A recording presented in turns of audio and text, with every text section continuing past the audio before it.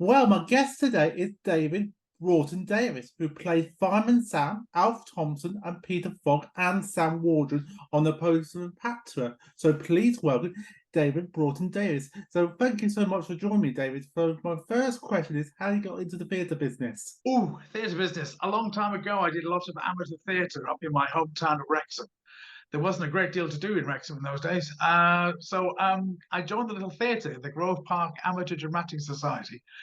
And I used to do the technical side of it. I did sound and lights for quite a while. And then I joined their youth theatre, which in those days went up to the age of 21. And so I was doing this about 17, 18 years of age.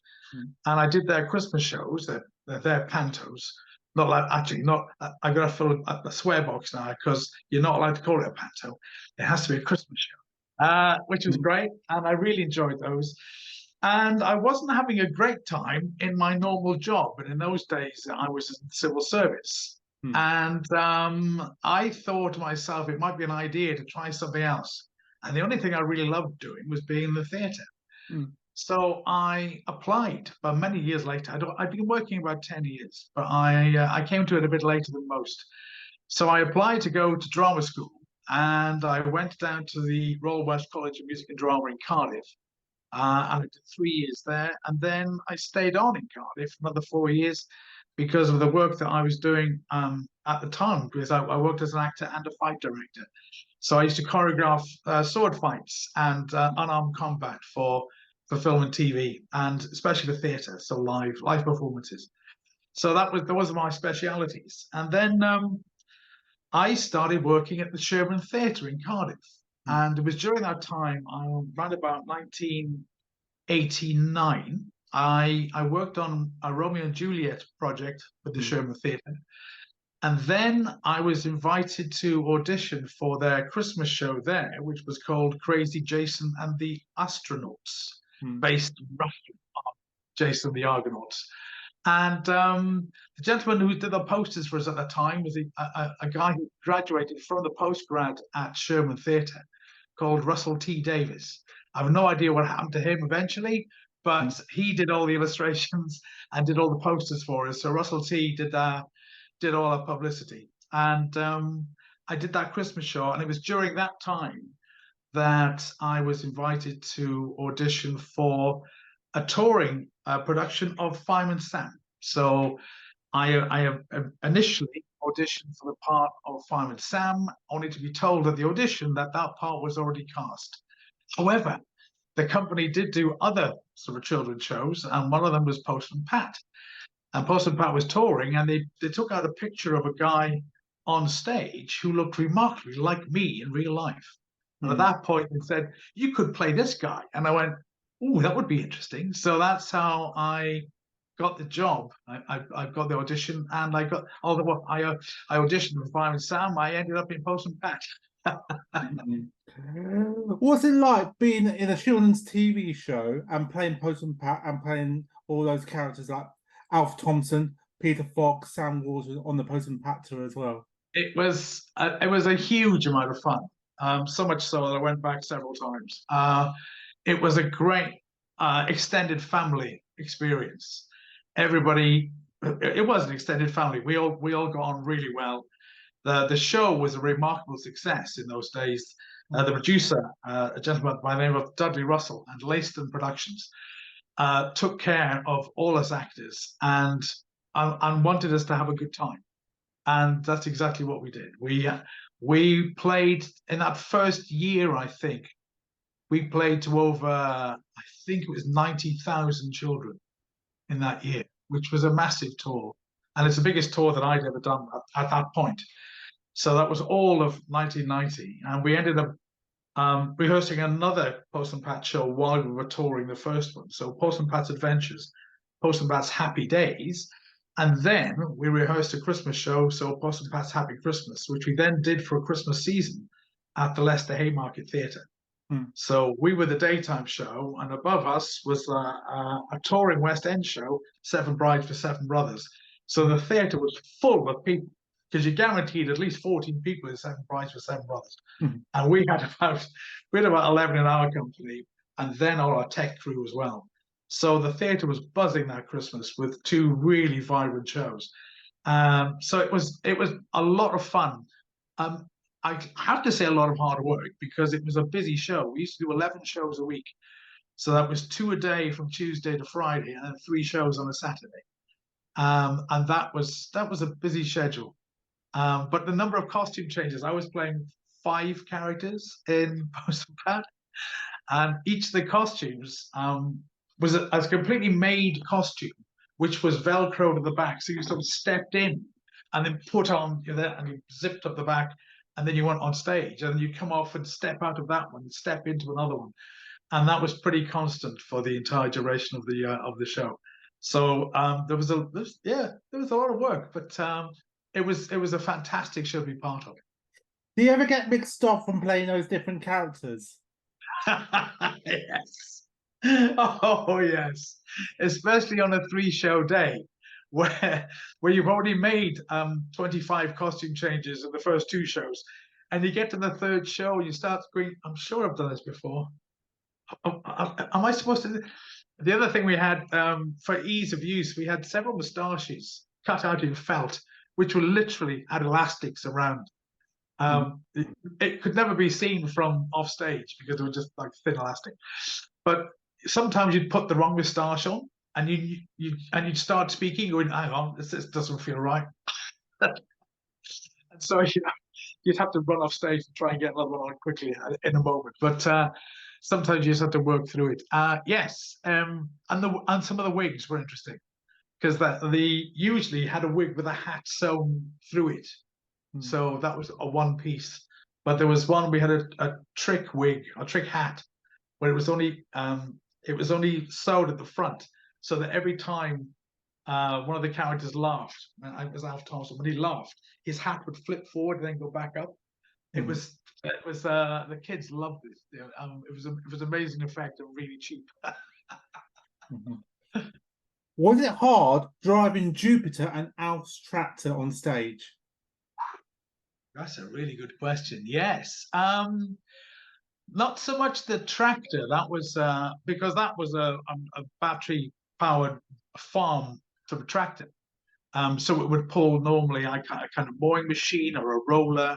It was the sort of thing you'd use on a cricket pitch in a proper on a proper cricket venue, where you could roll the green out in front of you. But Jupiter, that was quite spectacular. That was based on a golf buggy, but it would do 25 miles an hour, and the coachwork was immaculate. And we had a raising ladder. We could do a slip and pitch, as it was called. Because I did a week's training with the Greater Manchester Fire Brigade before I went to go and do it, so that all my movements and the way we held the hose pipes and the way we sort of did the slip and pitch, putting up a ladder and running up a ladder to rescue people from windows, which we did. You wouldn't get away with it these days, but yes, pulling people out of windows, taking them down over your shoulder. So I did a week's training with Greater Manchester, and then we went on a 8-month tour. Did you have a mobile shop for Sam Waldron as well? No, it was always from the van. So Sam had a van which would trundle on stage. It wasn't as mobile as Postman Pat's van, but Sam Waldron used to sort of do all his deliveries out the back of the van. And he said, "I'll pop it to the back of the van." So that was basically what he did. So no, we never saw Sam's shop, but Sam Waldron was. It was a lovely moment creation. I was given sort of free because I was taking over from someone else who'd done that previous tour, but they said to me, "You do what you like." I'd never seen the previous tour, so I came to it as a blank canvas, and so I was able to make my own way on the characters, keeping them vocally as much in line with what the kids would know on the TV. So I tried to emulate what was happening on. But normally it was narrated, so you had the one voice narrating all the characters. So I was able to have a little bit of play, a little bit of leeway on the way I delivered some of the lines, which was I had to demark it because I was playing 5 different characters. So I had to demark it for my own head as well. What was your other training where you did the fireman training? We did a foam tender. We did the hose, which was quite interesting because the gentleman up in Manchester decided to have a little joke with me, and instead of having a basic hose under normal pressure, they actually put it on a high building pressure. The thing is, once that goes, you've got to have firemen actually holding on to you because the hose tends to whip around, and so it's like riding a bucking bronco. So you grab hold of the hose and hang on to that, and while it's trying to lift you off the ground, you've got sort of three other burly firemen actually holding down your legs. So otherwise, you're fighting with the hose and on the water pressure. Yeah, I got very, very wet during that time, and I think the other the fire officers had a bit of a laugh at my expense, which was fine because I got very wet. We had a very lovely week, and it did give me an insight into procedures and doing everything according to the book, which is how Fireman Sam always approached every incident. So I got an idea of how the procedure would work. It says in the pro you use real firefighter uniforms. Were they hot to perform in? Yes, they were. And the first thing we had to do was take out all the padding because, of course, they've got heat padding on the inside of the uniforms. And it was almost impossible to do a dance routine with the plastic trousers. First of all, the trousers had to be changed. It was exactly the same color, but they were made in cotton because the plastic ones are impossible to dance in without becoming a mobile sauna. And you would sweat so much that everything would just go soggy. So the first thing we had to do was take out all the padding from the jacket, from the fireman's jacket, and then have the cotton trousers. And instead of having Wellington boots to dance in, I had just shoe boots, which were real shoes, as opposed to steel toe capped, hard wearing, oil resistant bases for the boots. So yeah, it looked exactly the same, and the helmet was real fireman's helmet. But it was much lighter and easier to get around in, especially if you're doing dance numbers and lots of running around, which we did a lot of. Yeah. When you did the Postman Pat tour, you had a live band. Did you have a live band? Did you sing live when you did the Fireman Sang show? Yes, we always sang live. We had a musical director. I was a guy called Dave Barker on the first tour. Paul Smith came to join us. Alan Ellis came to work with us on Fireman Sam. We did the whole tour, and Clive Fishlock, all brilliant guys. Still in touch with most of them, but they had a keyboard setup so that they did everything on the keyboard. So it was all synthesizer and keys, and basically it was a one-man band down in the orchestra pit. But yeah, we always had live music, and we always sang live. Mm-hmm. What are the highlights from those tours? Highlights, I suppose. On the first tour, I'd never been to Scotland, and so to know that you were going to spend 4 weeks at one point. We did Aberdeen, Inverness, the Gaiety Theatre in Ayr, and to Glasgow and Edinburgh and Kirkcaldy. And that's over 2 tours. But to know you're going to be in Scotland for 4 weeks and have a little bit of time, especially at the weekends when you were going to the next venue, to actually get around to see Scotland. I took a boat out, a little motorboat, which was having sea trials, had a new engine, and we were allowed to take it out on Loch Ness. And we went up past Birket Castle and came back. But because it was a new engine, we couldn't take it over a certain speed. And so we managed to get back to the theatre. This was the Eden in Inverness, Eden Court Theatre in Inverness. And we got there with about 10 minutes to spare before the start of the show. I think the technical crew were not happy with us. It was a highlight for us because we'd spent sort of 2 hours on Loch Ness looking for the monster, didn't find it, but got back to the theatre just in time to go on stage, and that was an interesting afternoon. But yes, so Scotland was a highlight. Also to Belfast. I'd never been to Belfast before, so we were able to do the Giant's Causeway after the show, but also to actually perform in Belfast. We were the first. I think Fireman Sam was the first children's theatre to be in Belfast for about 10 years at that time. This would have been 1991. And so that was very exciting for us. And we were made to feel so welcome. As I said, it was the first specifically children's show that had been there for some time. So yeah, we had a really, really wonderful week in Belfast. Do you have any funny moments from those shows? Every show was a funny moment. But there were some things that happened that weren't supposed to happen, which we all just stood on stage and went, "Well, that's not supposed to happen." There was a moment where a young boy sort of managed to get onto the stage and get into Postman Pat's van and put it in reverse and reverse it off stage and into the stage management desk.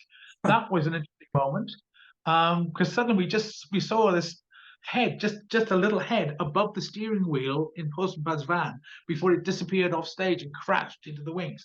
That was a strange moment when we all went, "I'm sure Pat's not in the van." Yes, I've no idea how that.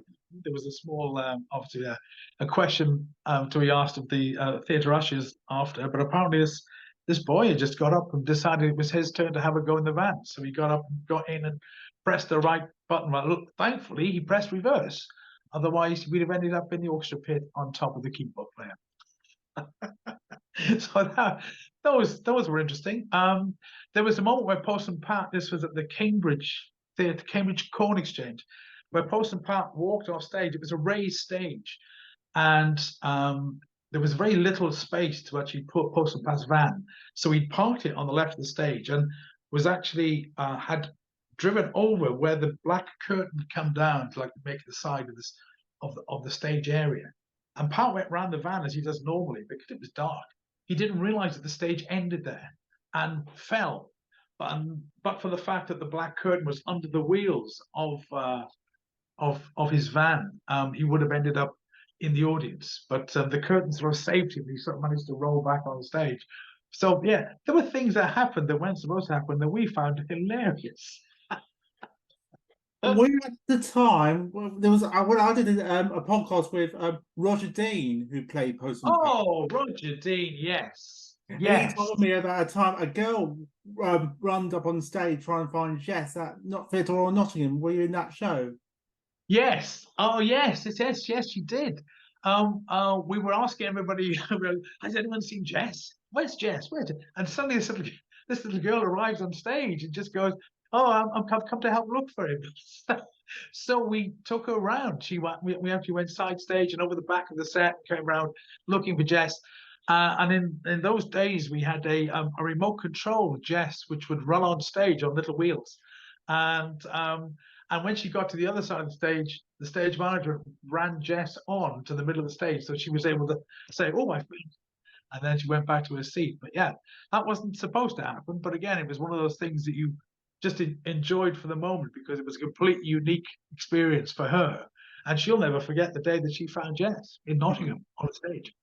Yeah. Do you do any open days as your characters? Other characters that I do? Yeah, the way you did Postman Pat and Fireman Sam. Oh, yeah, I know. In Fireman Sam, I just played Fireman Sam. But in Postman Pat, I never played Postman Pat. I did understudy him, but I never went on. The gentleman, Mr. Don Cran, sadly he's no longer with us, but Don Cran was the magnificent Postman Pat. And Roger also played it on another tour. But yeah, Don, I could quite easily have given up 2 years of training at Welsh College just to be on stage with Don because I learned just as much from him on doing a tour with him as I did in 2 years of college. All about stagecraft, waiting a line, enjoying children's audiences, which Don always did. And he showed you how to enjoy children's audience because they're the most honest audience in the world. If you're not entertaining children, they will let you know almost instantly. So you've got to sort of have them up with you on the journey, on the story. And so you gather them up at the beginning and you say, "This is what we're going to do today. And this is the story we're going to do. And you can all come along with us and enjoy it." So there's a huge amount of audience participation, which Don was a master of. And I think I learned on the job in that year before I then went to do Fireman Sam for a year.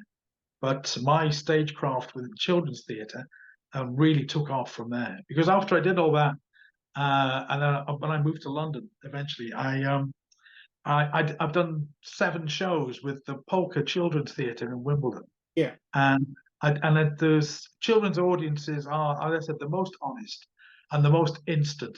And you've got to grab them from the start and just go, here's the story, come with us. And once you've got that excitement built and they're there with you, they're there for they're there for the show. So you just have to sort of keep that momentum going and keep the engagement with them and letting them know that they can join in as well. Do you do any personal appearances as Postman Pat characters? Or No, not. I did when we were on tour. I used to go there a day early for the week. So I used to turn up on a Monday. We didn't actually open till the Tuesday afternoon. Or yeah, Tuesday afternoons usually at the theatre, whatever venue we happened to be in. But I'd go there on Monday, and I do publicity. And so I'd normally do for Fireman Sam. I'd always turn up at one of the local fire stations. And so Fireman Sam would actually either come down a pole or be with one of the fire tenders, or we'd have a picture with a local fire crew. And then what I did, because in the days where the uniforms all had specific buttons for the fire service, to which were, like, for example, Pontypandy is based on the Mid Wales Newtown Fire Service, and they had a specific badge with a dragon on it on their uniform. And what I did in that particular year was I used to go to all the fire stations publicity-wise that week, and I'd ask for a couple of buttons. And at the end of that year, we put all those buttons together and we auctioned them for children in need. So when I took part in the Children in Need sort of event, and that was happening in Cardiff and Swansea, and the buttons were auctioned, and we made some money, and I gave that to Children in Need. So there was a whole collection of these special buttons. I wish I still had a set, but they were particularly good. And so a lot of the fire stations got involved in it, and we're only too pleased to have Fireman Sam joining them for a day of some photographs and fun. So, and they were so lovely and welcoming. It was a superb tour. do you still keep in contact with any of the cast and crew? Yes, I do. Particularly our technical manager for Fireman Sam, Jeff Somerton. Jeff is now, well, he was head of technical at the English National Opera, and works for Apollo now. But so I'm still in touch with quite a lot of the tech boys from there. I still see the musical directors. Clive Fishlaw in particular, I saw last summer. Spent the summer down there. He lives in Ashburton, so I went down to see Clive. And some of the actors. I said we sadly lost Don, but I'm still in touch with his former wife Lisa, and she played Granny Dryden, Mrs. Goggins, in the show. So I'm still in touch with Lisa. There's quite a few of them who I'm in touch with on Facebook with, which is a really good way of keeping in touch with quite a lot of people there. Weirdly, a lot of them recently I've seen them have all hit the age of shall we say 50? Yes, we can say 50. They were mere children when I was working.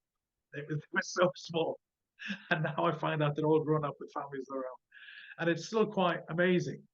I do remember that one of the actresses, as we're on our way to Belfast, we were flying over, and they've made an announcement and welcome aboard the cast of Postman Pat. Oh, sorry, Postman Pat. So we were flying to Belfast, and our youngest member, she was 21 at the time, 21 years of age. She was Kellyanne East, but she looked so young because she played one of the Pottage twins. And she looked so young that when everybody else had a drink, a complimentary drink from the bar to go over on the flight, they brought her a colouring set and a drawing book, and they put that down in front of her. She was expecting a gin and tonic, and she got a colouring book because she looked about 8 years of age. Yes, it was an extraordinary time, and as I said, extended family. We were together for like 38 weeks. and it was quite a remarkable year. I did a podcast with Rod Bingham, who played Stations Off the Steel and that tour as well.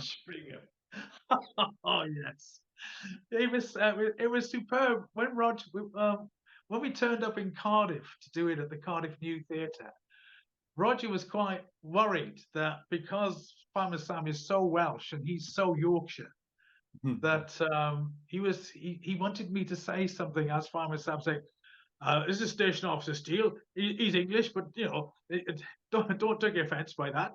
He's my boss, and we've got to do what he says." And I said, "You won't need that because they'll love you anyway, Rog." And they certainly did. So Station Officer Steele was no, he was well loved by the audiences, and Rog was a fabulous man. Now I've been privileged to work with some incredible actors, but some genuinely lovely people. During my time with Pat and Sam, they were just, and I met my wife through that. Yes. We were Alf and Dorothy Thompson. The first set.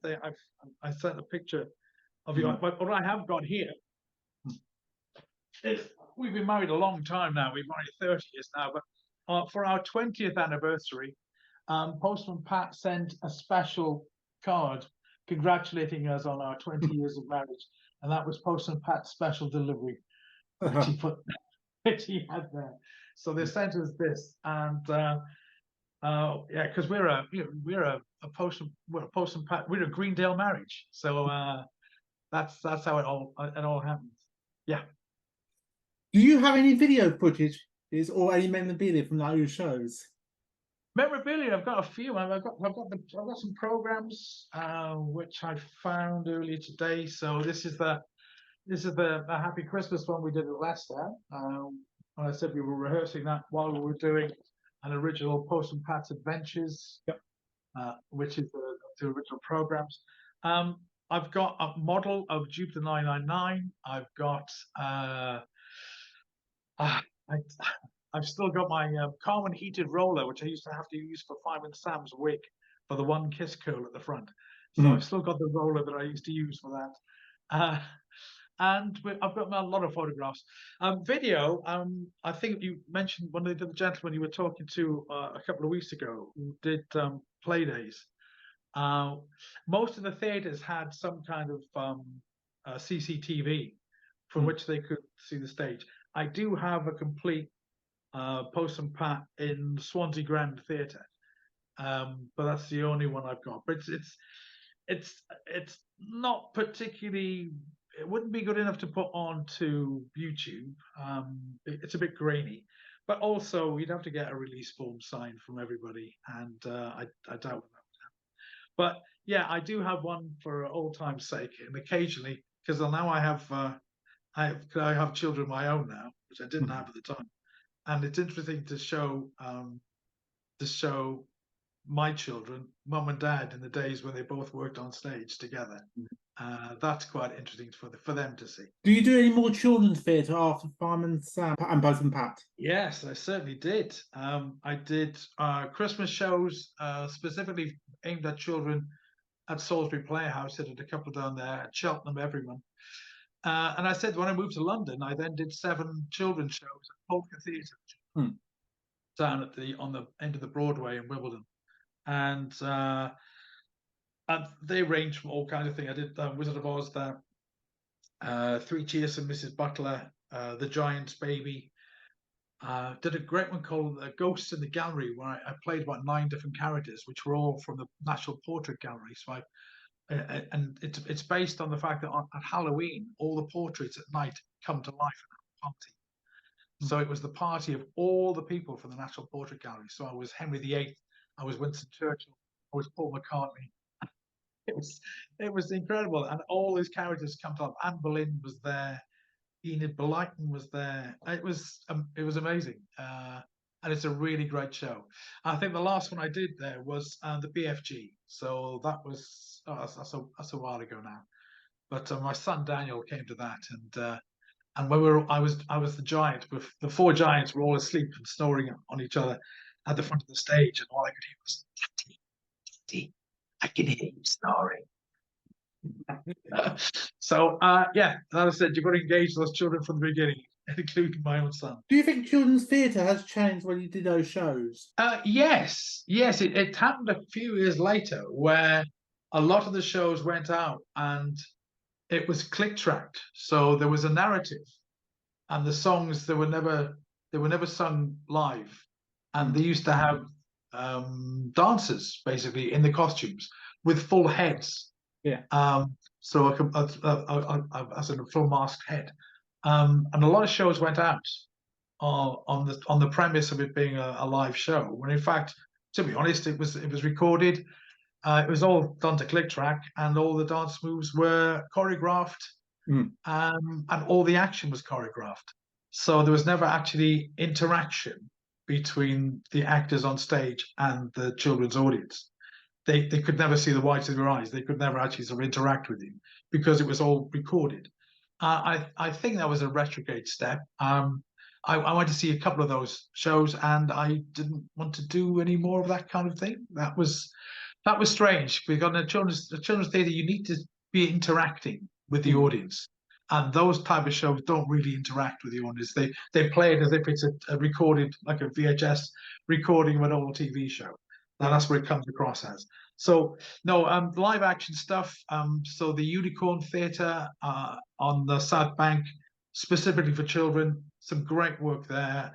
And I said Polka Theatre, sublime when it comes to children's theatre. That's their entire mission, is to supply entertainment and innovative processes to kids from the very smallest age in the adventure theatre. So it's from the age of 2 to 5, maybe 6. And then from the main theatre from 6 to 12 years of age. And it's fantastic entertainment, and they take a real pride in it, and they're a fabulous place to work. So that kind of thing. And then I got involved with Thomas and Friends, and so I do occasionally sort of take the time out to have a day or a week out with Thomas as Sir Topham Hatt. So I do still I still wear I wear the top hat. I have a top hat, and I'm not afraid to use it, and a yellow waistcoat. And for the last couple of years, I've been down at the Watercress line near Winchester, and so do live shows with real Diesels, real Thomas, and maybe some 600 youngsters watching from the railway sidings. So I still do live action stuff there. Yes. What's the best advice for someone who wants to get into the business? Ooh, well, everybody says follow your dream, and if what you want to do is if you want to be on stage and you want to entertain people, do as much as you can amateur-wise. If there's a local group with you, get involved in that straight away, and that'll tell you. It'll certainly help tell you whether you want to do it as a job or not. I think that's the best way to find out, because it can be really, really tough. I can't emphasize that enough. It can be very, very tough. It is an acting work is the best job in the world. Honestly, it's there's nothing better. An actor being at work, rehearsing a show, putting a show on, and enjoying an audience, it's the best thing in the world. So, and it's one of those things that once you've got the bug for it, you can't lose it. You have to work really hard to lose it. And I'm in no mood for losing it, and I've been doing it now professionally since 1987. So I came out of Welsh College with my equity card in 1987, and I've been working as an actor ever since. For the first 18 years, I did only theatre. I quite literally just did theatre jobs. And then around about 2005, 2006, I went with a new agency, a cooperative agency called Actorum, who all agent each other. And we've been going 50 years this coming year. And they said to me, why aren't you doing TV or commercials or film? And I said, I have no idea. To a nice time doing theatre, thanks. And they said, well, you really should try it. And to be honest, since then, I juggled sort of the theatre and TV stuff for a few years. But to be honest, since just before the pandemic, I sort of made the move over, and now I do mostly TV and film. So the theatre, not so much, because I've got a small, I've got a 12. my daughter Evie. Now, I don't really want to go away on tour, and the fun part is doing a theatre show in a different venue each week. Yeah. And to be honest, I don't want to do that touring anymore. So, I mean, if the right job came, obviously I'd have a go. I'm currently rehearsing a musical based on the Pilgrim Fathers and the Mayflower called Plymouth Rocks, and that will be shown, and an extract of that will be shown at the Apple Cart Arts Festival at the end of January. So we start rehearsals in about 2 weeks, and then we're going to do a short version of that to try and expand it into a fully fledged musical, and hopefully do that either in Plymouth or in Norwich. But yeah, that's what I've been involved with through the pandemic. Actually, we all got together on Zoom because we couldn't meet in person, and we put together this show. There's a lot of people involved in it, but there's the embryo of a show. We're going to try and push that forward to the end of this month and see if we can expand it. A little bit of research and development, and we'll try and make a proper show of it. But yeah, I sort of spend most of my time now either doing commercials or TV and film. But I'm ready for theatre whenever it wants to pay for me. Brilliant. So thank you so much, David, for taking part. You're very welcome, Ben. It's lovely to see you. Yeah, I just want to get this children's theatre out there still, get the past out there. Yeah, as I said, they're the best audience in the world. You get them on side and you have such a great time on stage with them. So it is the most honest audience you'll ever come across, and that's why I'll always look out for it. And if I can, I'll always go back to it, because you don't get that response from anywhere else. Well, thank you so much, David. You're very welcome, Ben. Bless your heart. You take care. Will do.